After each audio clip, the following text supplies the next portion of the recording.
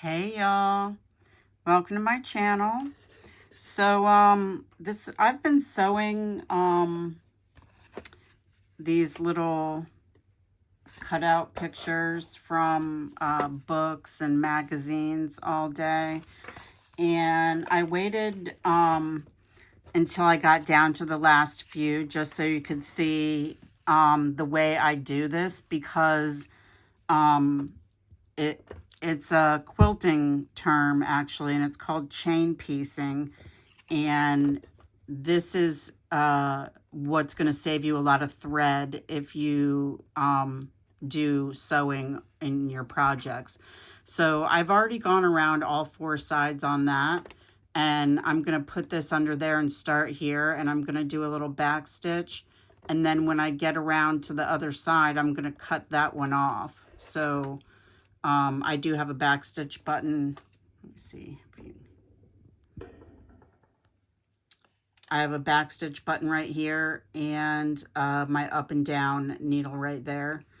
And honestly, I don't know what that button is for because I've never used it. Okay, so we're just going to go forward a little bit and give it a couple of stitches, and then go in, and then go back and then forward. Now we're at the end, so we turn the corner. At the end, turn the next corner, and then we're just gonna cut that off right there.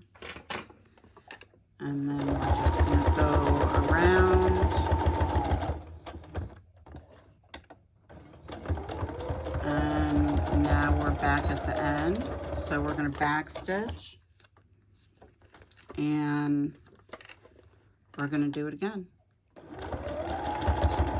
And then when I'm done with this, I want to show you what I was doing the other day. And you want to get to the edges, as close to the edge as possible without going over. Otherwise, you'll have to lift your needle and move this to put it where it should be, and then put the needle back down. Ask me how I know. Anyways, so I did a video the other day, and it ended up to be like 52 minutes long, and for some reason it won't upload, and I got frustrated after a couple of error upload delete, and so when I'm done with this, I'm just going to show you what I made. Nothing groundbreaking. I just repurposed some packaging and made it into a decorative storage thing. And try and leave a little bit more than 2 stitches there, because otherwise you might cut the corner off, and you don't want to do that.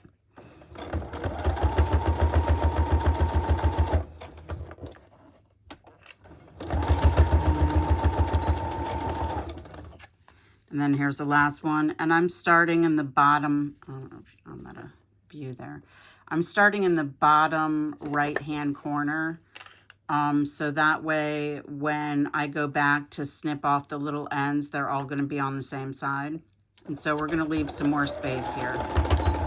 Back up, go forward.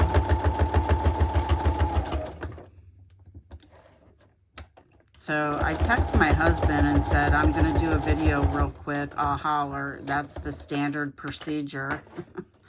And he keeps texting me when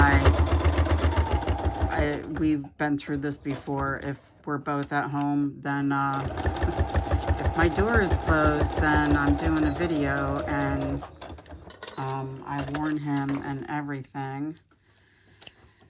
But okay, so let me actually come down a little bit so you can see. So this here, I know we're kind of close, so let me back that up a little bit and see if I can zoom in. Okay, so I wanted to show you this one here because I was doing this earlier, and this is where I started, and my thread got all tangled.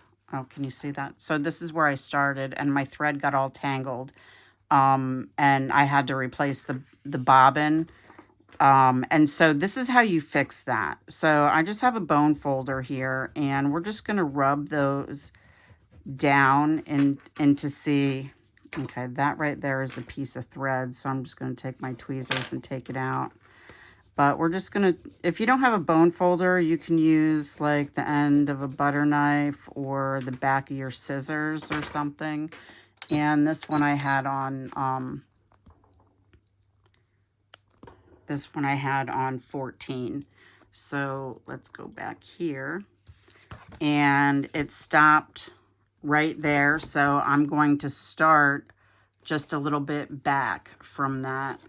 And these are long because we're gonna tie them off at when we go around and we get to the bottom.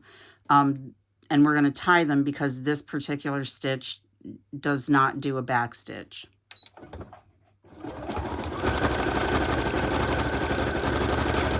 And it's starting to make that same sound that it did earlier, which means that the thread is probably, the bobbin's probably almost empty.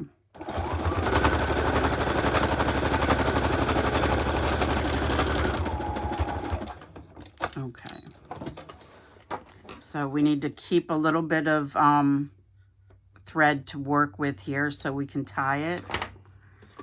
Let me move that back and then try not to make you dizzy.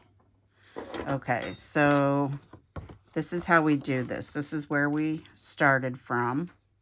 Am I in frame? And I use tweezers and I use my awl to pull this out.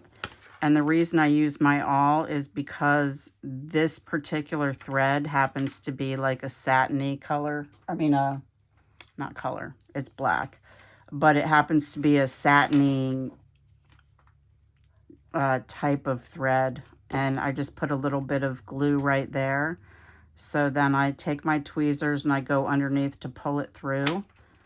And then pull it tight and let that glue set there. And so I use it with the satiny thread, and then we tie that off, and then we cut it. Because when I use these tweezers to pull this thread through, it will destroy the thread because it's a satiny kind of deal. And so, let me see, let's see.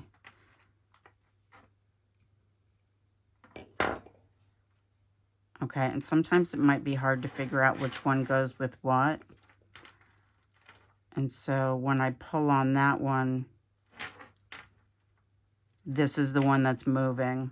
Okay, so we're gonna put some glue right here because you wanna make sure that you have the right one tied to the correct one, otherwise it still might come apart on you.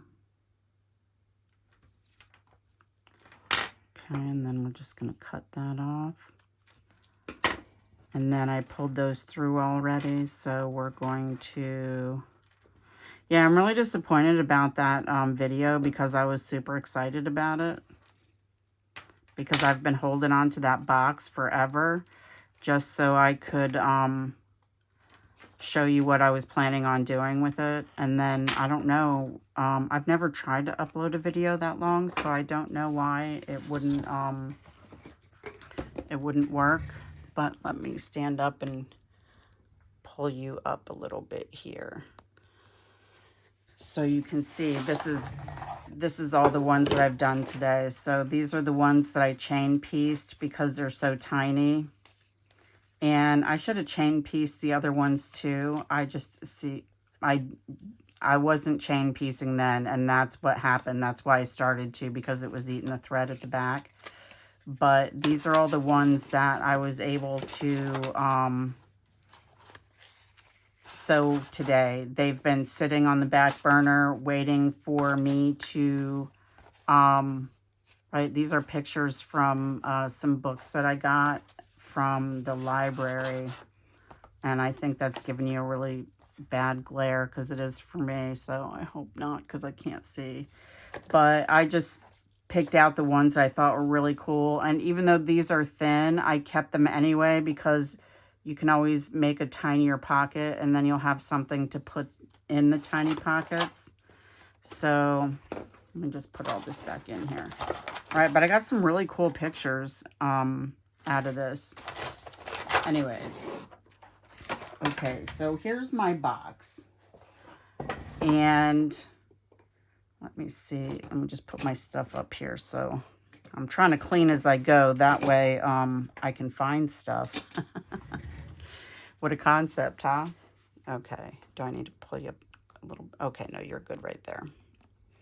Okay, so I don't remember what was in this box, but it was like gift stuff. And it actually came this way. So, but these two pieces, so like the box was intact, and these were two completely separate pieces. And so what I ended up doing was I covered the box itself first, and I didn't have enough of this particular paper here, so I chose this purple. Am I too close? Probably. I chose that purple because there's purple all in here, and purple happens to be my favorite color. And if you can see, these are actually not straight, but that's okay. So what I did with these, since they were loose and, you know, they were actually pieces that came out, they were not attached. What I did was I took some of this craft paper. Now I have cutoffs, so I didn't waste an entire piece to use that, but I had some cutoffs of this, and it's actually kind of thick, like cardstock. And I can't tell you what GSM it is or whatever because I've had it for a really long time. But what I did was I cut them to be 2 inches wide, and then the length of the divider, that's what it is, a divider. And I cut 2 for each side. So I put this one down first, and I papered it, and yeah, I glued, oh, I can't talk today, I'm so sorry. So I took the craft paper and I cut it in 2 inches wide, and then I folded it in half, and I glued 1/2 to this side here, and then the other half is glued to this side here, and I did that to both sides. And then I did the same with this. So I cut a piece that was 2 inches wide, and then I folded it in half, and I glued them onto here, and then I papered this, and then I glued it down. And then these here are actually separate pieces of paper, so you can't see the craft paper that's underneath of it. So this is what I am using it for. I have some bags that I just got, so some glassine bags and some brown bags, and then, you know, just normal storage. And then I have some CD sleeves that I've coffee dyed already, and then a bunch of other stuff that I coffee dyed, right? Like these came out of a photo album, some index cards, some guest checks, some smaller index cards, and then these are just master boards that I made and then cut up. Oh, those aren't master boards, those are envelopes. But these are a couple of master boards that I did, and I just cut them up into small pieces, and they have to be decorated, so that's why they're in here. And then I don't know why these ended up in there, but what I did was I just, this is either acrylic paint, white acrylic paint, or it's gesso, but I want to say it's acrylic paint, and it's not expensive stuff. It's just the stuff that you can get at Walmart. And these brown dots are, I was doing something else, and I had some brown left over, and so I just took a paintbrush and splattered it on there. And actually, I'm guessing I put these in with that because the envelope is not decorated. So that's what I've been up to. Oh, one more thing. This is the other thing that I've been working on. I am doing a wedding journal, and this is what it looks like so far. The cover, like the journal itself is actually complete. Let me see how this looks in the camera, because I didn't, right, this piece is not sewed down, and I do have another one of these pieces somewhere, and it's going to go up at the top. And then I have these bits of lace that were torn off of something. I'm not sure. Tablecloth, maybe. Clothing. I'm not quite sure where I got those, to be honest with you. And then this here, I don't know how well you can see it, but this here is a piece of lace that I cut off of another wedding dress that I actually had. So the cover still needs a little bit of work, and the journal is completely put together, and it just needs to be decorated, and then that will be finished, and I'll be able to do a flip through on that. But just so you know what it's going to look like, this was actually a photo album, and I didn't like the way this looked because this design underneath is actually metallic silver thread, and it doesn't really go, but oh, okay, yeah. These are the people that got married, and this is a hair clip. So, you know, I've done a little bit of decorating, or, well, actually, not, the only thing that's done is I glued down this ribbon right here. Everything else that I want to put in here is clipped in. So, this is actually the top. So when it's finished, oh, we're hooked up on a needle there. When it's finished, I actually had to cut this doily in half. It was an extremely large doily. I would say probably 15 or 16 inches in diameter, but it's going to go over like this.